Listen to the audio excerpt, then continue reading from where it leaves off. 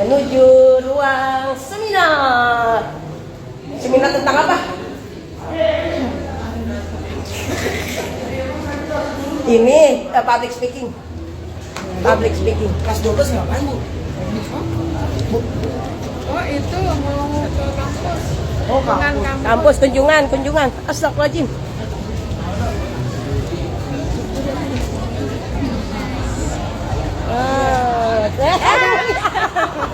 Mulia masuk blog saya ya. Acara milad yayasan sambil baca nih sambil. Oh iya, gratis Bu. Iya, bukan masa gratis, tapi belum ada katanya. Oh gitu. Jadi nanti aja jam 10 saya bantu. Oke, kita bikin NPWP. Sudah punya, tapi itu yang jadul banget, jadi kartunya mau diganti. Oh gitu. Oh mantap. Cakep. Kita sekarang menuju atas Seminar. Pak Fauzan. Halo. Jangan lupa ikut pembekalan ya.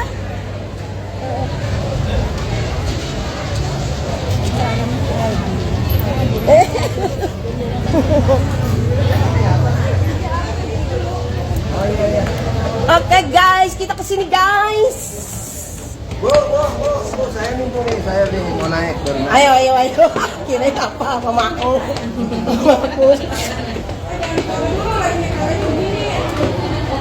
Wah, banyak yang berseragam biru.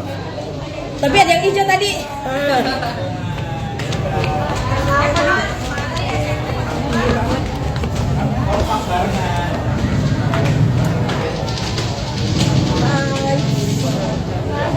Hai Bram. Karen. I love you. Tuh.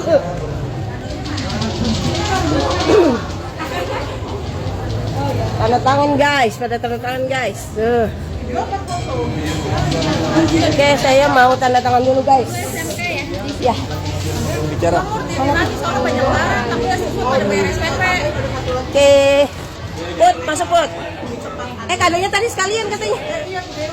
Yuk. Oke. Sarapan guys. Assalamualaikum. Pagi acara hari ini seminar public speaking, bener nggak? Benar. Terima kasih. Terima kasih Bu Dewi. Semangat pagi. Bismillahirrahmanirrahim. Alhamdulillahirrabbilalamin. Walihi nasta'in ala umuri dunya wali wassalatu wassalamu ala umuri dunya wa mursalin sayyidina Muhammadin wa ala alihi wa sahbihi ajma'in. Amma ba'du. Terima kasih dan selamat datang kami ucapkan yang terhormat Pembina Yayasan Pendidikan Abdi Negara sekaligus Manajer Koperasi BMP Mitra Perunu Sejahtera Ibu Hajah Dian Monas Dewi Dasos. Yang kami hormati Pengawas Yayasan Pendidikan Abdi Negara Ibu Rina Yuliana AMD. Yang kami hormati Ketua Yayasan Pendidikan Abdi Negara Bapak Rahmat Budi Laksono SEMPD. Sebagai seorang pendidik, saya juga seorang pendidik Bapak Ibu semua. Latar pendidikan saya sekolah keguruan, jurusannya bimbingan dan konseling. Mana guru BK-nya di sini? Ada. Jangan malu ya. Basic saya lah guru bimbingan konseling ya. Alhamdulillah dia dari hal itu kemudian saya banyak belajar. Menariknya Bapak Ibu semua, kali ini kita akan belajar tentang bagaimana ketika kita bisa berbicara di depan umum. Bagaimana bicara kita itu bisa mempengaruhi banyak orang. Dan tidak hanya itu, saat proses kita mendidik anak-anak di kelas, apalagi saya tadi diskusi dengan luar biasanya anak-anak kita, bagaimana kemudian kita bisa memberikan formula terbaik untuk anak-anak kita. Benar ya? Oke, Bapak Ibu semua, kalau saya bilang satu tepukan, tepuk tangan satu kali. Saya bilang dua tepukan, tepuk tangan dua kali. Kalau saya bilang tiga tepukan, tepuk tangan tiga kali. Satu tepukan, dua tepukan, tiga tepukan. Dan kalau saya bilang kelas, jawabnya yes. Kelas. Yes. Kelas. Yes. Hal yang semacam itu Bapak Ibu semua, Bapak Ibu bisa lakukan ketika Bapak Ibu akan mulai membelajar. Oke? Untuk apa? Untuk mencairkan sebuah suasana yang ada di dalam kelas. Bapak Ibu semua, tahun 2021 saya menulis sebuah buku, judul bukunya adalah Smart Teacher. Bagaimana menjadi seorang guru yang cerdas, yang dia dirindukan siswa, tapi juga jadi kebanggaan untuk anak-anaknya di rumah, untuk keluarganya di rumah. Banyak. Kenapa sih kok judul bukunya ini berat? Ini saya tulis karena sebuah kegelisahan. Tentang apa dunia pendidikan hari ini? Saya tulis buku ini 5 hari Pak. 5 hari saya nulis mulai dari jam 3 pagi sampai jam 9 pagi. Saya nggak melakukan aktivitas apapun kecuali sholat. Saya lakukan hanya ngetik. Jam 3 pagi setelah saya sholat, saya buka laptop, saya nulis sampai jam 9 pagi. Setelah 9 pagi saya tutup, besok paginya saya ulangi lagi. Selama 5 hari buku ini selesai 150 halaman. Kemudian ketika selesai 150 halaman, tepuk tangannya jangan sedih, tepuk tangannya rame-rame. Tepuk tangan untuk kita. Ya, kalau saya menyadari gitu ya, yang saya tulis ini adalah sebuah hal yang saya temukan. Sebelum saya berhadapan dan ketemu Bapak Ibu semua yang ada di ruangan ini, saya dulu pertama kali belajar berbicara di depan umum. Saya pertama kali bicara di depan anak TK, mendongeng di depan anak TK. Terus kemudian naik di anak SD, kemudian naik di anak SMP, kemudian anak di SMA, yang kemudian akhirnya ketemu Bapak Ibu semua yang ada di sini. Nah, itu adalah sesuatu hal yang menarik yang kemudian saya temukan, akhirnya lahirlah buku ini, Wisma Teja. Banyak guru-guru di luar sana, bukan Bapak Ibu yang ada di sini, itu setiap hari, ayo dong jadi anak yang cerdas, anak yang disiplin, bener ya? Yang rajin sekolahnya, bener ya? Tapi banyak guru-guru yang di luar sana, bukan guru di YPH ya, gitu ya. Tapi banyak guru-guru di luar sana, dia minta anak didiknya untuk disiplin, minta anak didiknya untuk rajin belajar, minta untuk anak didiknya berprestasi, tapi gurunya berhenti belajar, gurunya nggak disiplin, gurunya nggak ngapain. Oke? Benar? Oke, guru di luar sana bukan yang ada di sini. Insya Allah yang di sini itu pembelajar semua. Kita utama. Oke, Bapak Ibu semua, ini kita jawab ini. Pikiran kita juga punya manual tuh, namanya ilmu NLP. Ada bahasa-bahasa yang itu tidak bisa ditolak oleh pikiran kita. Oke? Contoh bahasa yang bisa ditolak oleh pikiran kita. Kira-kira siapa? Kemudian, kalau saya tanya, kemudian mau minum es teh enggak? Kemungkinan besar jawabnya adalah enggak ya? Mau minum es teh enggak? Enggak. Terus kemudian kata-katanya bermakna, kemudian ekspresinya mempengaruhi. Itu bedanya. Yang ngomong hanya sekedar ngomong, tapi beda juga dengan yang speaking. Kalau talking hanya sekedar ngomong, kalau speaking katanya bermakna. Bedanya di situ ya. Betul.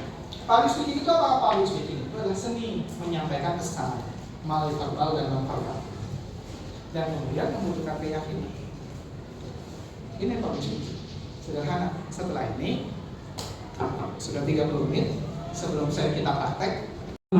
Selaku staf TU di SMA Nusantara, saya ingin bertanya kepada Bapak Hadi. Mohon maaf.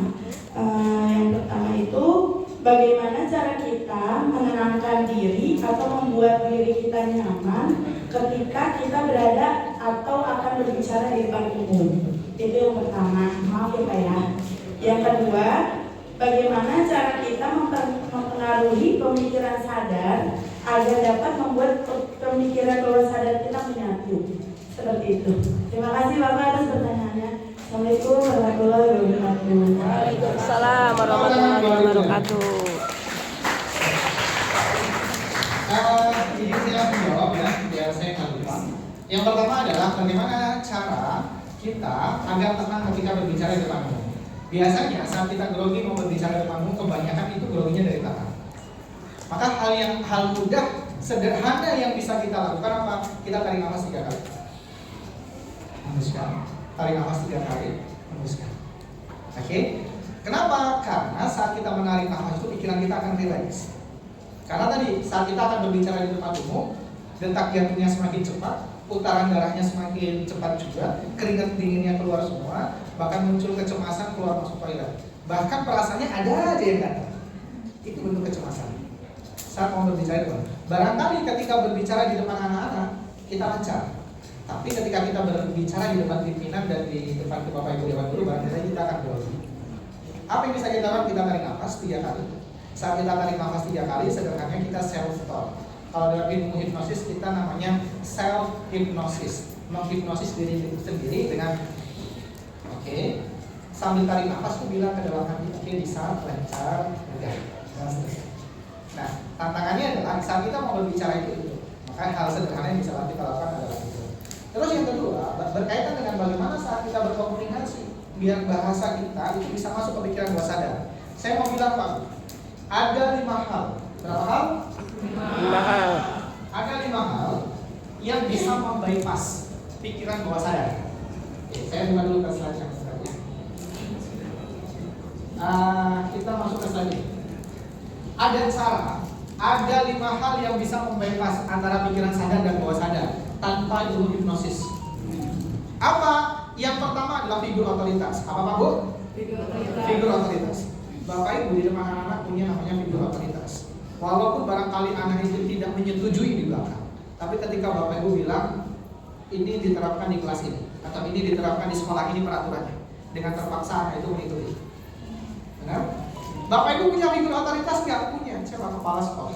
Kalau kata kepala sekolah peraturannya jam sekian harus sudah sampai ke sekolah, maka insya Allah dengan semaksimal mungkin Bapak Ibu akan sampai ke sekolah. Kenapa kok bisa mengikuti? Karena figur otoritas yang bilang. Sederhana, yang paling mudah. Saat Presiden Jokowi menandatangani kenaikan BBM, ada yang protes nggak? Ada? Ada yang protes? Ada. Pertanyaannya adalah ketika dia protes pulangnya beli BBM. Sekarang masih beli bensin, beli Pertalite, beli Pertamax masih beli nggak? Nah sih. Protes benar, dia nggak nyetujui dia, tapi secara terpaksa dia mengikuti. Oke? Karena apa? Figur otoritas. Itu yang pertama. Yang kedua, apalagi? Yang kedua adalah identifikasi kelompok. Itu bisa membypass pikiran bawah sadar. Maksudnya gimana identifikasi kelompok? Sederhana. Kalau Bapak Ibu pengen tahu siapa Bapak Ibu, atau Bapak Ibu pengen tahu anak ini gimana sih kepribadiannya, individunya, Bapak Ibu cek 5 orang terdekatnya siapa. Yang sering diajak main, sering ajak curhat, itu siapa. Sama Bapak Ibu juga. Kalau Bapak Ibu pengen tahu siapa dirinya Bapak Ibu, cek 5 orang terdekatnya. Yang sering diajak ngobrol, sering ajak main, sering berkomunikasi. Bahkan 5 orang terdekat kita, 5 orang terdekat kita itu isi dompetnya hampir sama. Isi dompetnya hampir sama. Bahkan tidak jarang satu dengan yang lainnya itu saling pinjam. Pinjam dulu dong, nanti gajian saya bayar. Kenapa? Karena kita akan cenderung berkumpul dengan orang yang secara psikologisnya sama. Itu identifikasi kelompok. Saking pentingnya identifikasi kelompok itu ya. Contoh sederhana, kita sedang safar perjalanan, dalam kendaraan ada 5 orang, 1 orang yang sholat, 4 orangnya nggak sholat. Kata yang satu berhenti dulu dong, sholat, saya mau sholat. Kata yang udah sih nanti di rest area depan aja, nanggung gitu ya. Kita udah ini gitu ya. Sudah sampai di depan, kita kan 10 menit lagi sampai. Udahlah nanti lagi sholat di ujungnya, yang satu nggak sholat. Tapi beda, ketika dalam satu kendaraan 4-nya sholat, 1-nya nggak sholat. 4-nya berhenti, yang satu ikut berhenti, walaupun dia nggak sholat di rest area yang pertama. Tapi barangkali di rest area yang kedua, rest area yang ketiga, yang satu ikut sholat sama. Saking pentingnya identifikasi kelompok. Maka identifikasi kelompok adalah salah satu hal yang bisa membypass pikiran bawah sadar. Baru berapa? 2. Yang pertama apa? Yang kedua apa? Identifikasi kelompok. Yang ketiga adalah emosi yang intens. Saya cuma mau bilang, Bapak Ibu itu cuma mengingat 2 emosi. Berapa emosi? Yang dia sedih banget sama yang dia buat bahagia banget. Kalau saya minta Bapak Ibu membayangkan kejadian yang pernah buat Bapak Ibu marah, kesel karena kejadian itu, bahkan Bapak Ibu nangis karena kejadian itu, maka terbayang di pikiran Bapak Ibu kejadiannya yang mana. Benar? Dan Bapak Ibu rasanya itu udah tidak membayangkan itu. Tapi ketika saya minta Bapak Ibu silakan bayangkan kejadian yang pernah buat Bapak Ibu bahagia, bersyukur, bahkan Bapak Ibu ingin mengulangi kejadian itu. Kebayang di pikirannya? Emosi yang dilakukan secara terus-menerus itu akan masuk ke pikiran bawah sadar. Anak-anak gitu juga. Kenapa kok anak-anak memunculkan perilaku yang seperti A, B, C? Kita cek kenapa emosinya. Itu yang keberapa? 3. Yang keempat adalah repetisi. Apa? Kejadian yang diulang-ulang, informasi yang diulang-ulang, dia akan masuk ke pikiran bawah sadar. Orang, saya 3 tahun di Darul Quran, mana pesantren yang satu masuk, tapi yang di Lampung. Anak yang di pesantren itu ngapal Quran kan nggak dihafal, hanya dibaca secara berulang-ulang. Dibaca berulang-ulang, dia akan masuk ke pikiran bawah sadar. Maka Pak Bu, bahkan dari sebuah penelitian gitu ya, saat kita memberikan perintah informasi itu nggak cukup satu kali. Bu, misalkan Bu, saya minta tolong ya, besok saya nggak masuk kelasnya, soalnya saya ada acara ini. Nggak cukup satu kali Pak, harus diingetin lagi besok. Bahkan diingatkan itu sampai 2-5 kali, biar dia itu ingat sama anak-anak kita juga. Nah itu adalah 4 cara untuk kemudian membypass pikiran bawah sadar seseorang. Yang terakhir baru namanya ilmu hipnoterapi. Jadi sebelum ilmu hipnoterapi ada 4 cara. Yang pertama adalah figur otoritas yang ditemui. Bapak Ibu, kalau ngomong sama anak-anak kita di rumah, misalkan anak-anak Bapak Ibu di rumah, ya Pak, Ayah, Ibu, saya pengen ini loh. Nanti dulu ya, beli itu ya. Sekarang kita mesti beli ini dulu, karena ini kebutuhan untuk sekolah gitu misalnya. Insya Allah anak kita mengikuti, karena anak kita figur otoritasnya anak kita. Yang kedua adalah identifikasi kelompok. Yang ketiga adalah emosi yang intens. Yang keempat adalah refleksi. Yang kelima baru ilmu hipnosis, hipnoterapi. Gitu. Ya. Terima kasih. Baik Pak Adi, salam kenal dari saya Pak Sewa Hidayat dari SMA Nusantara 1. Saya ingin cerita, mungkin bukan ini ya, masih anak juga kali ya, dari keluarga, bukan ke anak siswa. Jadi misalkan sudah dari komunikasi mungkin sudah bisa lancar gitu Pak, karena mungkin ada beberapa tadi ya. Pikiran kita akan terbangun dari ada yang sedih, ada yang bahagia. Mungkin dulu sedih pernah karena ada sesuatu emosi dan sebagainya. Nah ingin saya sampaikan ini, apakah bila pikiran-pikiran itu sudah terbangun dan mungkin kadang ada anak yang ya dulu saya nggak akan kira menghadapi seperti ini.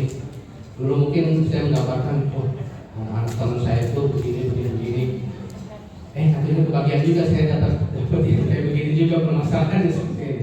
Nah ini yang ingin saya sampaikan, apakah ketika anak yang sudah dia mulai tumbuh terus ada sesuatu yang bagi dia mungkin enjoy, bagi kita mungkin nggak boleh begitu. Bagi dia mungkin ini sesuai dengan dia, tapi buat kita harusnya jangan begini. Itu kadang ada emosi yang akan tersalurkan dari kami Pak, sebagai orang tua atau ayah dan ibu gitu. Dan nggak kebayang juga itu menjadi keingatan yang akan teringat terus gitu, sampai anak-anak itu terbayang sedih gitu. Nah yang ingin saya sampaikan itu bagaimana mengubah ini. Di sini kan tadi ada pelakuan atau komunikasi atau seperti apa yang didahulukan untuk merubah ini semua, karena dari komunikasi mungkin sudah lancar gitu ya. Tapi untuk apakah kalau saya sering mungkin kendala komunikasi kami agak kurang atau gimana, yang saya ingin tanyakan itu bagaimana untuk menangani ini pengaruh untuk merubah kelakuan ataupun hal-hal yang mungkin pernah saya ucapkan dulu mungkin tersinggung atau apa gitu, itu merubahnya apakah dengan pengakuan kami atau komunikasi kami yang itu, atau berbarengan atau seperti apa gitu yang mungkin lebih efektif, karena ya mudah-mudahan nggak ketinggalan juga nanti untuk berubahnya. Terus yang kedua mungkin ini untuk karena tadi kan ada tidak boleh baper ya. Saya ingin mengoreksi ini tadi mungkin Pak Adi kelahiran 91 kali ya, mungkin belum kenal Pak Sofi ya, Pak Sofi Sudirman. Waktu DKI Jakarta dulu. Nah, kalau Pak Adi bilang semua laki-laki sama, dia bilang tidak semua laki-laki. Assalamualaikum warahmatullahi wabarakatuh. Mau ngapain? Serius. Kirain lu serius. Ini saya jawab. Oke, kelas. Ya. Kelas. Yes. 1 temukan, 2 temukan, 3 temukan. Oke, ini saya jawab. Ini adalah sesuatu hal yang menarik ya, ketika komunikasi komunikasi sudah bagus, sudah lancar, tapi ada sesuatu hal yang adanya ada sesuatu yang belum tersampaikan dan keinginan kita itu belum sampai ke anak tersebut gitu ya. Nah, kita perlu pahami dulu bahwa kalau di ilmu NLP itu namanya peta bukanlah wilayah yang sesungguhnya. Oke, maksud kita A, tapi yang terbayang di pikir Bu Calon. Bu Rina, saya bilang adalah Bu, SMA Nusantara itu bagus loh sekolahnya. Tapi terbangun di pikirannya Bu Rina bukanlah bagusnya. Oke, saya ngomongnya A, tapi yang terbayang di pikirannya Bu Rina adalah gambarannya adalah B. Walaupun saya jelaskan semaksimal mungkin, maka yang terbayang di pikirannya Bu Rina bukan yang saya inginkan.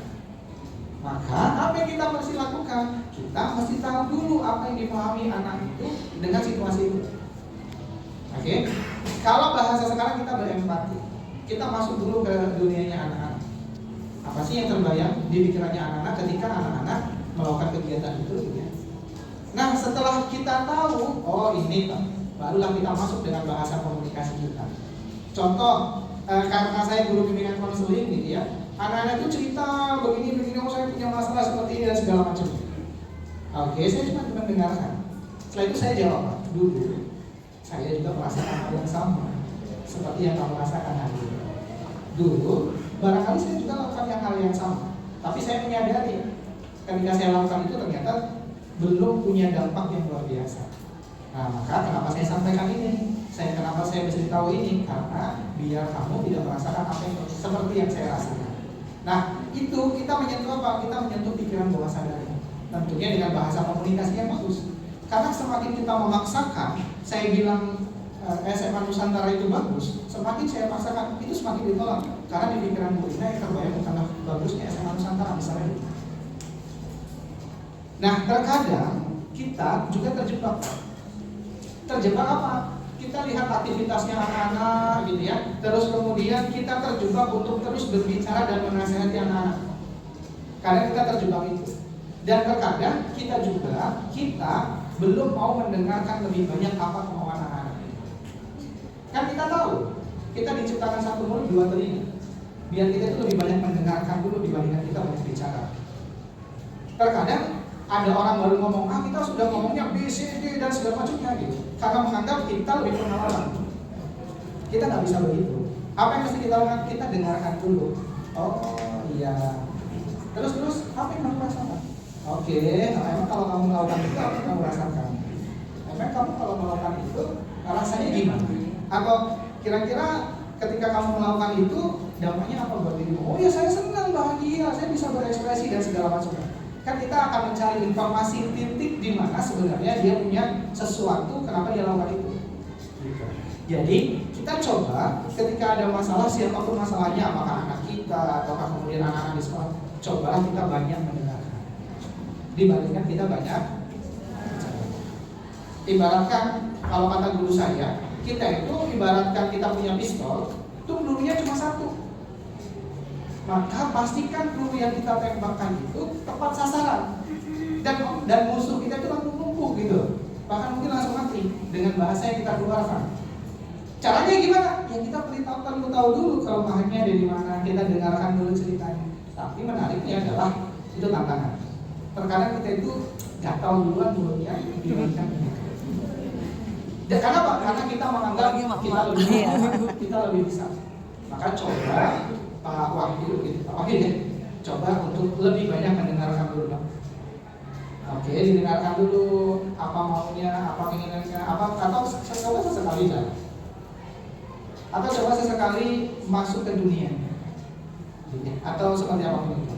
Dan dengan kita sudah tahu titiknya dari sini, baru kita coba masuk. Karena terkadang kita terjebak untuk lebih banyak bicara dibandingkan mendengarkan. Gitu Pak. Dulu saya belajar latihan mendengarkan itu 3 hari. Berlatih mendengarkan orang bercerita. Latihannya gimana? Misalkan cerita. Saya cuma mendengarkan dan saya cuma menganggukkan kepala tanpa keluar satu kata pun. Paling boleh tidak bertimbul terus. Selama 3 hari latihan mendengarkan. Ketika sudah dia mendengarkan apa maunya, baru saya masuk. Dan hal yang paling mudah ketika saya melakukan sebuah terapi adalah saya tanya itu dulu. Oke, kira-kira goals paling dekat, goals hidup itu apa sih? Hal apa sih yang pengen kamu capai di usia sekian? Dia akan cerita. Kira-kira dengan keinginanmu yang seperti ini, melihat aktivitasmu yang sekarang, kira-kira bisa nggak sampai di titik ini? Dia akan mulai, di pikirannya akan mulai gelisah. Ya belum sih. Kira-kira aktivitas apa yang perlu dilakukan untuk bisa sampai ke titik ini? Ya saya mesti ini. Dan dia sudah mulai menguraikan solusinya. Satu pertanyaan, kira-kira mau dimulai kapan? Kira-kira dengan tujuan ini mau dicapainya lebih cepat atau lebih lama? Dia pengen cepat. Dalam prosesnya apa? Kita mendampingi. Dan insya Allah itu guru-guru BK bisa lakukan. Kalau di sekolah. Gitu ya, Pak Wahyu. Terima kasih. Mohon maaf Pak. Oke.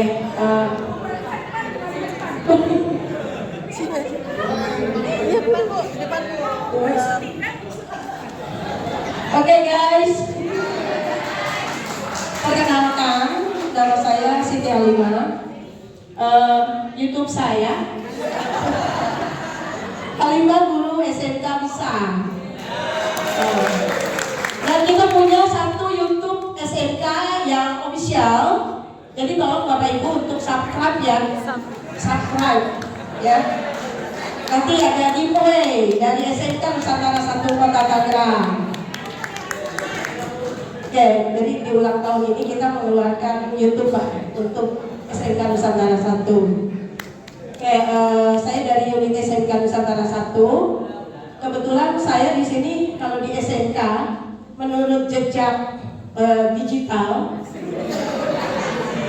saya termasuk lama Pak. Sekitar 25 tahun ya Bu Dewi ya. 25 tahun.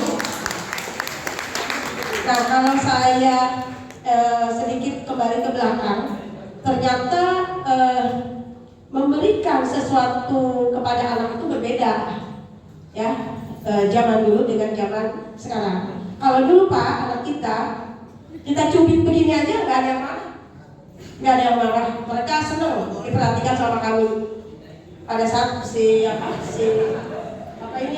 bajunya keluar, kita cubit begini aja mereka aduh gitu doang, tapi tidak pernah ada yang komentar kesel sama guru atau apa, nggak ada yang berani. Tapi kalau zaman sekarang itu beda. Jadi kita memang beda generasi ya. Kita juga untuk melihat anak, kalau begitu kita yang apes Pak. Kita mau jadi apes gitu.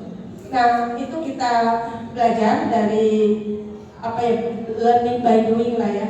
Seperti itu dari kasus-kasus di televisi atau di mana yang dampaknya impactnya ke kita juga nanti. Nah saya ingin, kalau saya sih dari dulu, kalau sekarang sudah saya kurangi, pada saat kita kumpul sama guru-guru senior, itu sering ada ucapan-ucapan apa mengenang masa lalu misalnya. Bu Halimah dulu ngajarnya berisik ya katanya gitu kan. Sampai tadi Bapak bilang kita melihat audien itu tuli kan.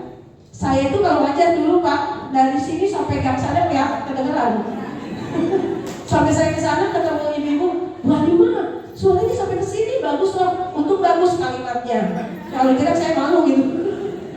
Nah seperti itu. Kalau sekarang anak-anak memang karena suasana IT juga ya, kita punya edu teraknya lebih mudah juga untuk menyampaikan seperti itu. Cuma tadi memang kondisi kita harus dibedakan zaman dulu dengan zaman sekarang. Karena banyak kalau dia datang ke saya pas ketemu, Ibu Halimah dulu ngajarnya nakutin misalnya. Nah seperti itu. Saya juga introspeksi seperti itu. Oh ternyata beda dengan perlakuan anak dulu dengan anak sekarang. Nah mungkin masukan dari Bapak Eli untuk anak-anak generasi Z ini yang sudah dianalisa itu seperti apa sih maunya gitu. Kalau kita sudah maksimal ya semua. Sekarang kira-kira kita mau belajarnya yang seperti apa biar belajarnya nyaman. Hari ini saya kasih kesempatan anak-anak semua boleh mengajukan peraturannya mau seperti apa di kelas ini. Saya akan analisa, ketika itu sesuai dengan peraturan sekolah, maka kita akan jalankan peraturan itu di dalam kelas ini. Ya. Anak-anak tuh mulai memberikan masukan, Pak, belajarnya nggak usah serius-serius kalau di dalam kelas. Pak, belajarnya santai aja. Pak, boleh nggak bawa makanan di dalam kelas? Nah gitu ya. Pak, boleh nggak bawa minuman di dalam kelas? Anak-anak mulai mengajukan. Oke, saya tampung dulu informasi itu. Terkadang kita karena sering bilang dulu, ya bukan hanya guru yang sudah senior bilang dulu, gitu ya. Kadang guru yang masih muda juga bilang, dulu saya sekolah juga kayak gini, udah gitu ya. Terus sekarang anak-anaknya begini, gitu ya. Nah itu yang bisa kita lakukan. Kita tampung dulu apa kata anak-anak. Oke, setelah itu apa kita sesuaikan dengan peraturan sekolah. Kalau saya kemudian ketika menampung itu semua, akhirnya saya buat peraturan di dalam kelas, hanya di kelas saya. Dan peraturan ini nggak berlaku ketika ada guru yang lain masuk. Berarti ketika saya masuk, peraturan ini berlaku. Apa peraturan yang pertama? Boleh keluar masuk kelas. Setiap individu dibatasi 1 kali keluar masuk kelas mau ke toilet. Itu yang pertama. Tapi ketika ada orang kedua mau izin ke toilet, tunggu temannya yang tadi di luar masuk dulu baru kamu boleh keluar. Itu yang pertama. Yang kedua, boleh bawa makanan, boleh bawa minuman. Karena nanti di proses pembelajaran saya akan kasih break belajar. Misalkan saya sudah menjelaskan panjang lebar gitu ya, terus kita lihat anak-anak udah nggak konsentrasi. Anak-anak semua boleh anak-anak mengajukan, Pak, izin Pak, break dulu. Oke, break 5 menit. Break 5 menit, boleh ngobrol, boleh makan. Setelah break itu, setelah 5 menit apa yang saya lakukan? Mulai lagi pembelajarannya. Oke, itu yang saya lakukan dan itu sesuaikan dengan sekolahnya masing-masing. Design thinking. Oke, yang ketiga kita bahas tentang basic hipnoterapi. Yang kelima kita design creative thinking. Terus kemudian baru yang terakhir menjadi kurikulumnya. Sederhana. Ada beberapa fase belajar, tapi saya akan sampaikannya di sini. Ada proses perilaku itu gimana? Nih, dalam proses belajar itu anak-anak itu punya gaya belajar. Ada gaya belajar anak-anak yang berbeda-beda. Ada anak yang ketika belajar itu dimulai dengan ada anak yang tipenya Y. Anak-anak yang tipe Y biasanya di dalam kelas itu populasinya 35%. Dan anak yang tipe Y ini mereka membutuhkan alasan, kenapa sih saya mesti belajar ini? Kasih tahu di awal kenapa harus belajar itu. Kenapa sih belajar? Bapak belajar apa? Fisika. Kenapa belajar fisika dengan bab ini? Kasih tahu. Saat kita belajar ini, kenapa sih kita belajar ini? Karena itu begini. Kasih tahu alasannya. Yang kedua, ada anak yang tipenya Y. Apa? Anak ini ada 20%. Anak yang tipe ini, anak itu membutuhkan fakta seputar apa yang dia pelajari. Faktanya mana, Pak? Dari materi yang Bapak sampaikan. Nah, anak itu punya pertanyaan itu. Sebelum anak-anak bertanya itu, kita kasih tahu ini loh faktanya. Kenapa kita belajar ini dan ini faktanya. Yang ketiga, ada tipe hal.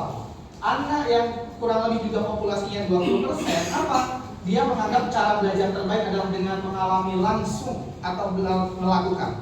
Maka ada tipe anak juga yang memang belajarnya dia langsung. Ada anak yang ketika pelajaran olahraga dia berprestasi, tapi di pelajaran fisika dia nggak berprestasi. Nah, kenapa barangkali dia adalah anak yang misalkan tipe belajarnya dengan dia praktek. Barangkali dengan anak yang tadi dikasih materi aja dia belum nangkep apa yang kita sampaikan, barangkali dengan proses praktek dia bisa lebih menangkap. Dan yang terakhir ada tipe anak yang dia belajarnya working. Tipe anak belajar ini kurang lebih populasinya 25%. Mereka bertanya, terus kalau saya udah belajar ini konsekuensinya apa? Saya dapat apa akibatnya? Oh, kamu kalau belajar ini tahu ini, kamu akan punya profesi seperti ini, seperti ahli fisika ini, begini. Nah, anak-anak itu bisa nggak dengan cara yang straight tegas? Bisa. Tapi kita harus memahami bahwa populasi ini ada di anak-anak kita. Maka kita sebagai seorang pendidik, kita harus mengkombinasikan 4 hal. Setiap memulai kita kasih tahu alasannya kenapa. Ketika kita sudah mulai alasannya kenapa, kasih gambaran. Untuk apa? Biar yang tipe buat itu tahu. Selanjutnya apa? Baru praktek langsung. Biar yang how dia tahu. Baru yang terakhir what. Belum lagi kita memahami bagaimana tipe-tipe visual, auditory, kinestetik, dan seterusnya. Gitu. Dan itu anak. Dan itu ada di anak.